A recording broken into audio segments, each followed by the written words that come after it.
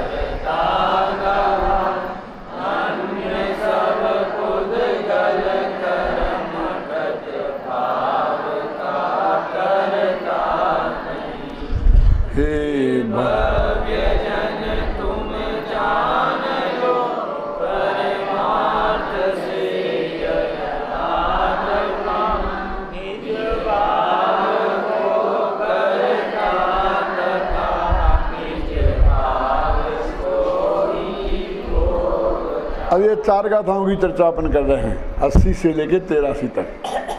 अब इसमें क्या कह रहे हैं कि आपने तो कह दिया कुछ नहीं करना, बस सहज भाव से जाना करे कर दिया। लेकिन हम तो ऐसा देखते हैं कि जब कर्म का उदय आता है तो हम क्रोध कर्म का उदय आता है तो हमें गुस्सा आ जाता है, और हम गुस्सा करते हैं तो कर्म बन जाते हैं। क्या इसका ये प्रश्न है? और तुम कहते कुछ नहीं होता, ये हो तो रहा है। हमने तुम्हें गाली दी तो तुम्हें गुस्सा आ गया, हम बिल्कुल साफ देख रहे। हमने आपकी प्रशंसा की तो आप खुश हो गए, और आप कहते कुछ नहीं होता, हम नहीं मानते। तो उन्होंने कहा कि देखो भैया, ये इतना बड़ा जो अज्ञान अनादिकाल से आज तक हुआ है, उसके पीछे उसमें कुछ ना कुछ होना चाहिए। ये एकदम अपन कहते, हमारे यहाँ कहावत है कि चीथरे का सांप बनता है, चीथरा भी नहीं होगा तो सांप नहीं बनता। समझ में आया कि नहीं आया? ऐसी लटक नहीं, कोई कपड़ा लटक रहा अंधेरे में तो ये सांप है भागते हैं, तो कहते हाँ सांप तो था ही नहीं, सांप तो था ही नहीं, लेकिन चीथरा था ना, कपड़ा था ना। चीथरे का सांप बनता है, वो चीथरा नहीं होता तो सांप का भ्रम नहीं होता। माने कुछ ना कुछ तो है। माने हमको ये भ्रम हो गया कि हम परद्रव्य के करते हैं और परद्रव्य हमारा करता है, तो उसमें कुछ ना कुछ तो कारण है। ये समस्या खड़ी हुई। यानी बिल्कुल ही तुम हवा में ही उड़ा रहे हो, ऐसी बात नहीं है। देखो इसको जरा मैं और स्पष्ट करता हूँ। कोई किसी का नहीं है, ये 100% पक्की बात है कि नहीं? ये अपन बोल देंगे नहीं, हम ना किसी के, कोई ना हमारा। तो ये कोई किसी का नहीं है, तो फिर इसको मेरा बेटा क्यों कहते हैं और इसको क्यों नहीं कहते? इसमें कुछ ना कुछ तो है, समझे? इसको मेरा माँ बाप क्यों कहते हैं और बाकी इतने लोग हैं उनको मेरा माँ बाप क्यों नहीं कहते? इनको मेरा गुरुजी क्यों कहते हैं और बाकी के लोगों को क्यों नहीं कहते हैं? बिल्कुल ऐसी बात नहीं कि हवा में उड़ गई हो बात। टोडरमल जी ने मोक्षमार्ग प्रकाशक में इस प्रश्न को बहुत उठाया गंभीरता से, और कम से कम 100 जगह नहीं तो 10 जगह एक ही जवाब दिया है कि निमित्त नैमित्तिक संबंध घने हैं, इसलिए भिन्नता भाषित नहीं होती, और जिस विचार से भिन्नता भाषित होती है मिथ्यात्व के जोर से वो विचार हो सकता नहीं। ये कम से कम 10 जगह रिपीट किया होगा, एक ही उत्तर है। कि भी फिर क्यों कि इसने, कुमार ने घड़ा बनाया, सुनार ने हार बनाया, कोरी ने कपड़ा बनाया, ये क्यों कहते हैं? कुमार ने हार बनाया क्यों नहीं कहते? और कुमार ने घड़ा बनाया कहने वाले को बुद्धिमान मानते हैं, कुमार ने हार बनाया कहें तो उसे मूर्ख मानते हैं। आप समझ ना? कुंभम करोती थी कुंभकारा, स्वर्णम करोती थी स्वर्णकारा। ये सारा जो लोक का व्यवहार है ये हवा में तो नहीं चला है, बस इसके पीछे कोई हेतु है। बस इस बात का जवाब इन 4 गाथाओं में दिया गया है कि पुद्गल कर्म के उदय का निमित्त होता है तो उस समय आत्मा में मोह राग द्वेष के परिणाम होते हैं। यहाँ आत्मा में मोह राग द्वेष के परिणाम होते हैं तो वहाँ पुद्गल कर्म का बंध होता है। और एक दोनों में दूसरे में निमित्त नैमित्तिक संबंध है। इसकी वजह से सारा झगड़ा खड़ा हुआ है। देखो सुबह 5 साढ़े 5 बजते हैं और मुर्गा बोलता है। अब मैं बोलता हूं कि सुबह हुआ इसलिए मुर्गा बोला कि मुर्गा बोला इसलिए सुबह हुआ।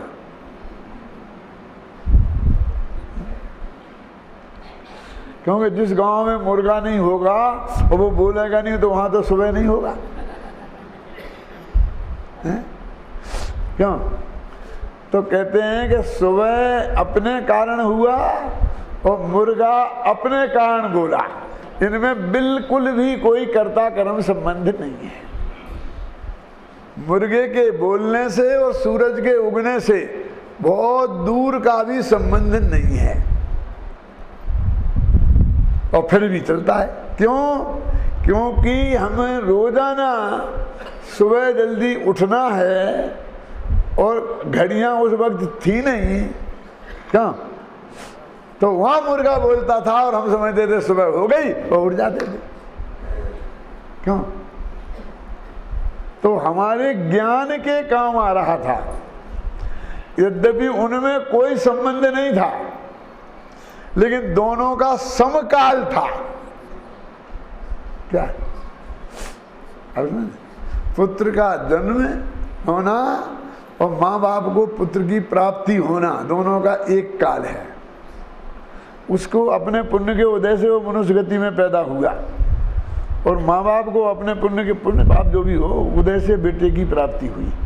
लेकिन उनको अपने पुण्य कर्म के उदय से हुई और उसको अपने पुण्य कर्म के उदय से हुई और उनके पुण्य कर्म के उदय से बेटे को माँ के पेट में नहीं आना पड़ा। क्यों? और बेटे के पुण्य पाप कर्म के उदय से माँ बाप को बेटे की प्राप्ति नहीं हुई। आप समझ गए ना? ये बताना चाहते हैं। सबके अपने अपने चल रहे हैं और सब अपना अपना हिसाब लगाते रहते हैं। क्यों? हमारे पाप कर्म के उदय से हमारे पिताजी का स्वर्गवास हो गया। अरे वाह! क्यों? मैंने कहा चलो एक बात तो तुम्हारी समझ में आई। क्या अबे जी? कि पाप कर्म के उदय से स्वर्गवास होता है।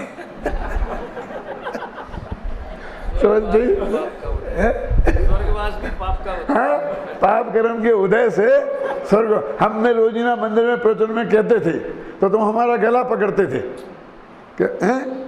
क्यों? कि पुण्य पाप समान है।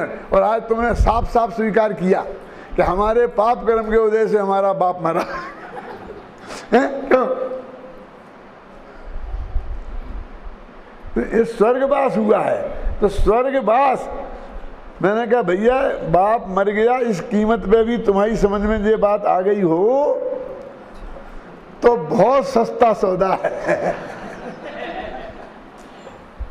महंगा नहीं है कि परस्पर निमित्त नैमित्तिक संबंध इतने हैं। कमलनी जल हर बसे और चंदा बसे आकाश और जाकी जासो भावना सोता ही के पास। कमलनी से चंद्रमा का क्या लेना देना? कमलनी समझते हैं? एक होता है कमल, एक होता है कुमुद। सूरज के उगने पर कमल खिलता है और चंद्रमा के उगने पर कुमुद खुलता है। तो कुमुद को बोलते कमलनी। रजनी है ना, रात का। तो वो कहते भैया कोई संबंध नहीं है, कमलिनी का खिलने का और चंद्रमा का कोई लेना देना नहीं है, लेकिन दोनों का काल एक है। कमलों का खिलना और सूरज का उगना, दोनों का काल एक है, और उनका यही निमित्त नैमित्तिक संबंध है। क्या चकवा और चकवी को विसूरते हुए देखा पवनज्जय ने, और पवनज्जय ने को अंजना की याद आ गई और वे अंजना के पास आ गए। तो फिर ऐसा करना चाहिए कि अंजना वो चकवा चकवी के लिए धन्यवाद प्रस्ताव तो भेजे कम से कम, क्योंकि कितना बड़ा काम कर दिया उसका। 22 साल का भयंकर दुख जो कोई नहीं बैठ सका था, उस चकवा चकवी ने कर दिया। तो मैं पूछता हूं कि वो चकवा चकवी जो दुखी हो रहे थे ना वियोग के कारण, वो अंजना को सुखी करने के लिए हो रहे थे? उनका कोई संबंध है? बिल्कुल नहीं है। लेकिन निमित्त नैमित्तिक संबंध इसी को बोलते हैं ना, कोई संबंध नहीं, उसका नाम निमित्त नैमित्तिक संबंध। ख्याल में आई ना? तो वो कहते हैं निमित्त नैमित्तिक संबंध है, इसलिए ये सब झगड़ा खड़ा हुआ। तो वो कहते हैं तुम्हारा क्या कहना है ना संबंध? कि हमारा ये कहना है निमित्त नैमित्तिक संबंध है, पर कर्ता कर्म संबंध नहीं है। और कर्ता कर्म संबंध नहीं है तो भोक्ता भोग संबंध भी नहीं है। भोक्ता भोग संबंध नहीं है, कौन सी गाथा में है? बोलो। 83, देखो देखो 83 में पढ़ो।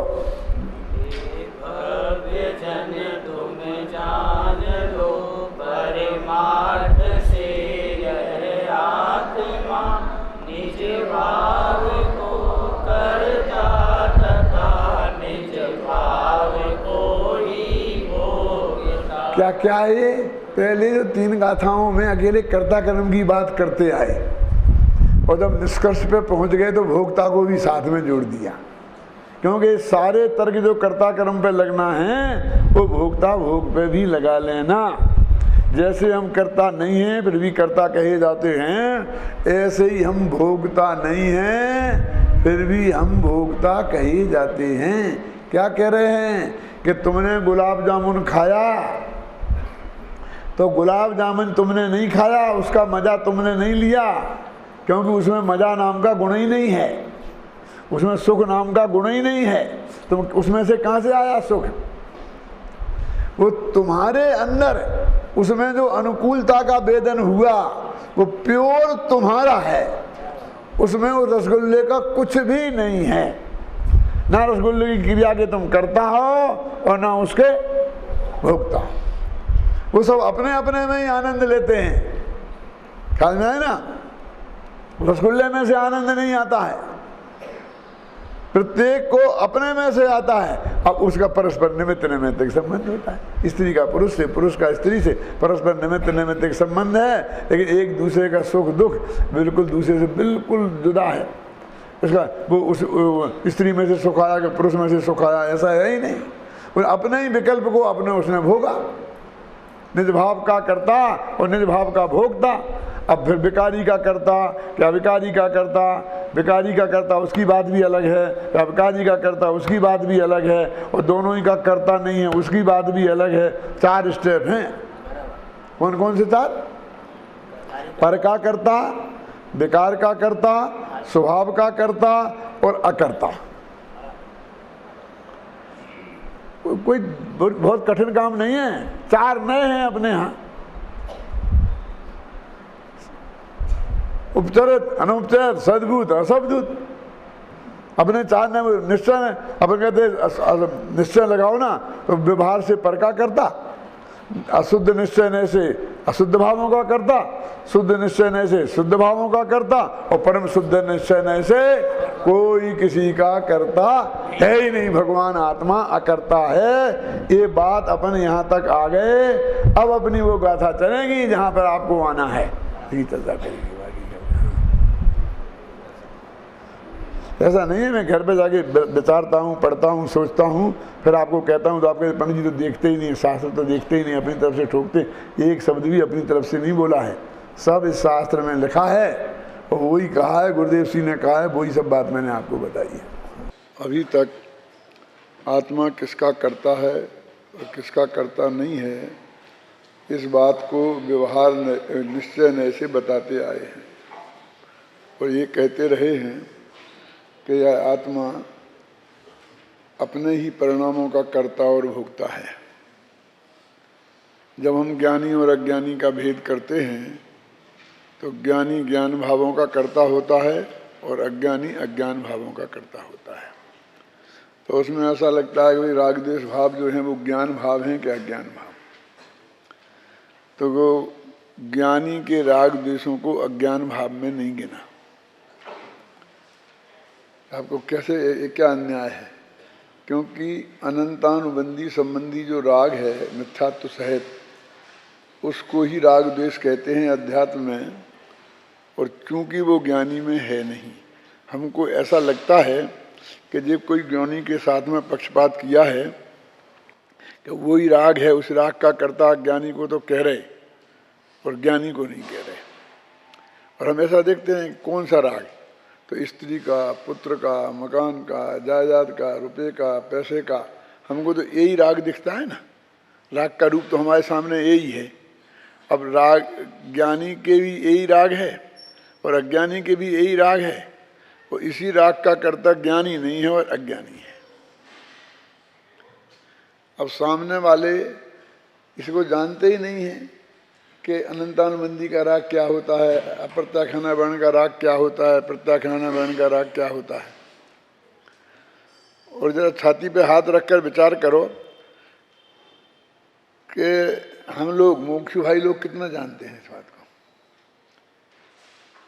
क्या आप ऐसा भेद कर सकते हैं कि आपको जो भी राग हो रहा है वो अनंतान संबंधी से है कि अप्रत्याख्याना वर्ण है कि प्रत्याख्याना वर्ण है? सबका है तो चारों ही ना। आपको जन्म मिथ्यात्व की भूमिका है तो चारों ही राग है ना, संतुलन भी है। तो उसमें हम बाइफरकेशन कर सकते हैं ना? तो नहीं कर सकते हैं। तो सिर्फ ऐसा ही सैद्धांतिक ही हो गया ना, समय सार में पढ़ के जान लिया, लेकिन हम ऐसा यहाँ भेद नहीं कर पा रहे। मैं थोड़ा सा आपका अंदाजा कराता हूँ तो आपको आएगा। जैसे स्वस्त्री संबंधी राग है वो अप्रत्याख्याना वर्ण का है, और परस्त्री संबंधी राग है वो अनंतानुबंधी का है। और कदाचित पुस्तक व पिछी कमंडल संबंधी राग हो तो वो प्रत्याख्यान संजुलन का ही राग है वो, है ना। यानी अपने में भी तो वो तो कह रहे हैं कि वो ज्ञानी के राग है ही नहीं, और जो राग नहीं है उसका कर्ता नहीं है। तो उसका कर्ता नहीं है, ये बात गले उतारने में कितनी आसान है कि जब है ही नहीं तो उसने किया, इसका क्या मतलब? जो चीज़ है ही नहीं उसको किसने किया और किसने नहीं किया, ये सवाल कहाँ खड़ा होता है। और जब हम ये भेद नहीं कर पाते हैं, और वही ज्ञानी का राग भी स्त्री पुत्रादिक संबंधी और अज्ञानी का भी स्त्री पुत्रादिक संबंधी, और दो एक ही टाइप के राग दिखते हैं, और उसी का ज्ञानी को अकर्ता कहते हैं और अज्ञानी को कर्ता कहते हैं, तो फिर प्रश्न खड़ा हो जाता है कि ये तो पक्षपात है। ये अंतर समझ में आए ना कि हमारे वो राग को देखने की क्या विधि है। हमने ऐसे ही भेद किए, स्त्री का, पुत्र का, मकान का, जायदाद का, फिर देवसास गुरु का है। अभी देखिए, मुनिराजों को अपने शिष्य के प्रति और गुरु के प्रति राग है ना, और स्त्री पुत्र आदि के प्रति नहीं है। तो हमारा भी, हमारा शिष्यों के प्रति और गुरु के प्रति जो राग है वो कौन सा राग है? वो जो मुनियों वाला संतुलन वाला राग है। और स्त्री पुत्रादिक वाला है वो जो राग है वो। अब आप कहेंगे सब कैसे हो सकता है, इसमें ऐसा भेद कैसे डाल सकते हैं? देखो, इनकी हम जांच करके देखें तो हमको स्पष्ट प्रतिभाषित हो जाएगा। जिस तरह हम स्त्री पुत्रादिक के पीछे जान की बाजी लगा देते हैं, क्या ऐसे हम अपने विद्यार्थियों के पीछे लगा देते हैं? बोलो, कहने साहब कह हम तो लगाते हैं, हमारे हमसे नहीं कह सकते आप। अरे कैसे? मैं पूछता हूँ कि अभी आपका बेटा बीमार हो जाए और उसको 10 लाख रुपए इलाज के लिए ज़रूरत पड़े तो आप बिना किसी से पूछे जिस तरह से चुपचाप जाके करा लेंगे। यदि एक आपका विद्यार्थी हो जाए तो उसी तरह से कहेंगे, कहेंगे हम कहते हैं, सब लोगों से कहते हैं, अपील करेंगे, मुख्य भाइयों से कहेंगे कि जब तक तुम कहोगे जोड़ोगे, जब तक तो डॉक्टर ऑपरेशन के लिए थोड़ी रुका रहेगा। क्यों? अब अंतर समझ में आ गया कि नहीं? कि ऐसा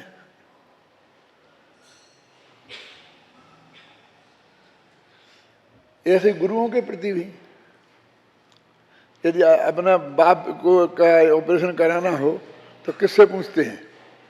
और कोई ऐसा हमारा गुरु होगा जो उसको 10-5 लाख रुपया ऑपरेशन में खर्च होते हों और उसके पास व्यवस्था नहीं हो, तो फिर हम सब शिष्य मिल के करेंगे, कोशिश करेंगे करके। क्या मतलब वो बहुत मंद तीव्र का भेद नहीं, मंद तीव्र तो लिस्सा का भेद है, वो क्वालिटी में ही फर्क है। आलादा समझना है ना? तो मुनिराजों को शिष्यों को प्रति, ऐसे गुरुओं के प्रति ऐसा ही होता है, बस खत्म। अब अभी ये कहते हैं कि जैसे कि अपने हुआ तो जैसे भी भक्ष अभक्ष खा करके जैसे भी बचे वो हम बचाने के लिए उसे कोशिश करते हैं।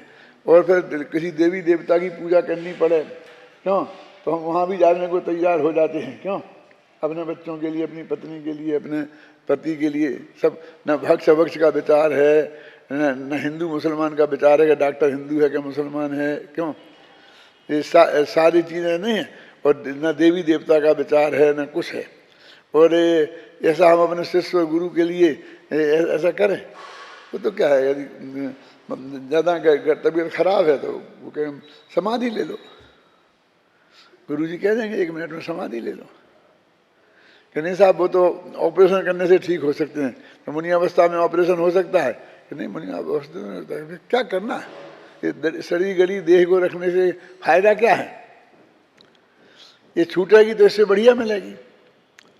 अरे मुनियों को यदि ये देह छूटने से इससे बढ़िया नहीं मिले तो फिर मुनि धर्म काहे के लिए है? लौकिक, वो तो उसको तो अलौकिक लाभ ही होता है। क्यों? और करुणानिधि योग हमें गारंटी देता है कि 4थे गुणस्थान के ऊपर किसी को नरक और त्रंज गति का तो बंद होता ही नहीं है, तो मनुष्य और देव गति का ही बंद होगा ना। यानी ऐसा नहीं है कि हमारे तो अनंतानंदी राग है, इनके अप्रत्याख्यान है, इनके प्रत्याख्यान है, ऐसा नहीं है। जिसके 4 हैं वो 4 हैं, जिसके 3 हैं उसके 3 हैं, जिसके 2 हैं उसके 2 ही हैं। मेरा तर्क समझ में आएगा नहीं आया?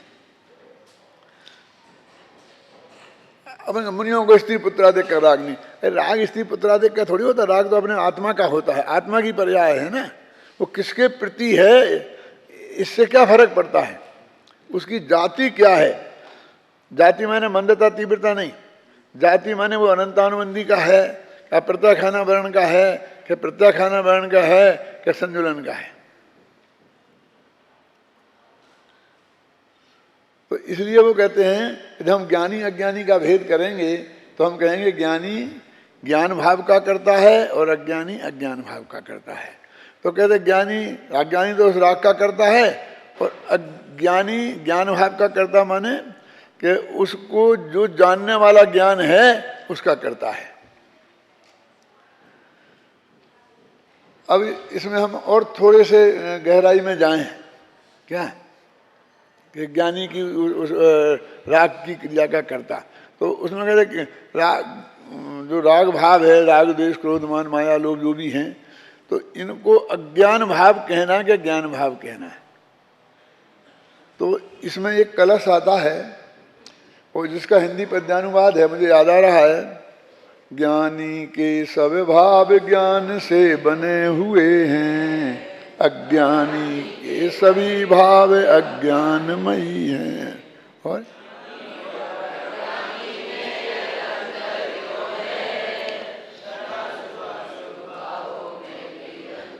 ये तो प्रश्न हुआ ना, ये तो प्रश्न हुआ ना कि ज्ञानी के सब भाव ज्ञान से बने हुए हैं, अज्ञानी के सभी भाव अज्ञानमयी हैं। लेकिन एक ज्ञानी अज्ञानी में अंतर क्यों है? और इसका उत्तर का छंद बोलो अब इसके आगे का। क्या संस्कृत में ना ज्ञान ज्ञान निर्वृत्त एव, ज्ञानी के सब भाव ज्ञान से ही बने हुए हैं। माने ज्ञानी के सब भाव वो ज्ञान से बने हुए हैं, माने उसका राग भी ज्ञान से बना हुआ है। वो ज्ञानी के अकेले जो जानने वाले भाव को तो ज्ञान भाव कहें वो, और उसको अज्ञान भाव ऐसा नहीं है। ज्ञानी के सब भाव ज्ञान से बने हुए हैं और अज्ञानी के सभी भाव अज्ञानमयी हैं। मिठाई की दुकान पर जितने भी मिठाइयाँ हैं वो सब शक्कर की ही हैं, चीनी की ही हैं। अब किसी में बेसन डाल दिया, किसी में गेहूं का आटा डाल दिया, किसी में कुछ मक्की का डाल दिया, और वो क्या क्या डालते हो, मुझे मतलब ये सूजी बूजी क्या बोलते हो आप, वो डाल दिया। उससे क्या फर्क पड़ता है? लेकिन उसका मिठाई नाम तो उस मीठे की वजह से पड़ा है। और चीजें आप चाहती बदल दो, ख्याल में है ना। यदि उसमें घी की मुख्यता होती तो मिठाई नहीं बोलते उसे, जो घी का स्वाद है उसके आधार पर उसका नाम रखा जाता। मीठे के नाम पर उसका नाम रखा गया ना, उसको हमने मिठाई नाम दिया है ना। इसलिए ज्ञानी के सब भाव ज्ञान से बने हुए हैं। अब वो कहते हैं कि हमने तो शास्त्रों में देखा है कि विवाह ज्ञानी को भी इनका कर्ता कहा जाता है, यहां तक कि परद्रव्य का कर्ता भी कहा जाता है।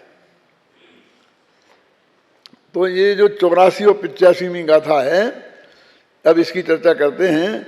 वो कहते हैं अथेवम अथ व्यवहारम दर्शयति अथेनम दूषयति। ये दो छोटे छोटे वाक्य हैं कि अब व्यवहार को दिखाते हैं और अब उसको दोष देते हैं। यदि हम इन दोनों गाथाओं को जो ने इकट्ठी करी है ना और अलग अलग करें तो क्या करेंगे? क्यों शांतिलाल जी सोचो, ये गाथाएं अलग अलग रखना है हमें तो क्या करेंगे?